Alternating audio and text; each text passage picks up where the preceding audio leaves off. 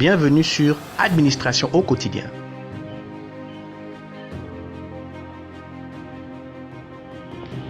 Thème 18. Non-respect du principe d'égalité et de légalité. Impossibilité d'avancement des programmes audiovisuels. Cette histoire est tirée de faits réels. Pour améliorer ces programmes, une chaîne publique organisa un concours adressé à d'éventuels producteurs et réalisateurs ayant des projets audiovisuels à soumettre et disposant au nom d'une expérience dans le domaine. Annonce faite via les programmes télévisés de la dite chaîne et par le canal de la radio avec pour effet de mobiliser un nombre important de postulants dans diverses sections dont la culture, la religion, la musique, le divertissement, etc. etc. C'est là que Mademoiselle Nzondo Eugénie proposera 3 projets dans le cadre de l'administration publique, secteur qui n'a jamais été exploité à ce jour, car il y a eu des émissions régulières dans tous les domaines, sauf dans celui-ci.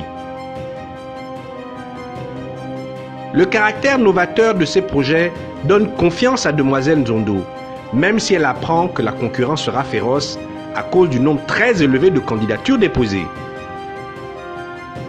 Le dépôt du dossier réalisé dans les délais, il y sera indiqué le passage obligatoire à un entretien par une commission d'évaluation qui déterminera le choix final du rejet ou du maintien de ces projets. Mais Mademoiselle Nzondo Eugénie sera surprise d'être convoquée pour recevoir l'enveloppe contenant les pièces de son dossier et s'entendre dire « Désolé, mais vos projets ont tout simplement été refusés par la commission ».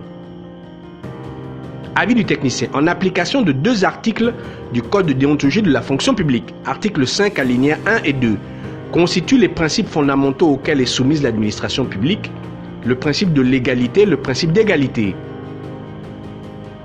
Article 6 alinéa 2, les personnes se trouvant dans une situation semblable doivent faire l'objet d'un même traitement. En application d'un article du statut général de la fonction publique, article 42 alinéa 5, l'agent public est tenu de s'informer sur les réglementations, les techniques, l'évolution et les recherches relatives à sa fonction.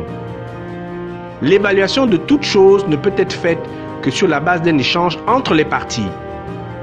Nul agent ne peut se prononcer sur le seul caractère écrit d'une œuvre ou d'un projet audiovisuel. Faute relevant du laxisme ou du favoritisme pouvant faire l'objet de sanctions disciplinaires. Agissement peu dénoncé car difficile à identifier.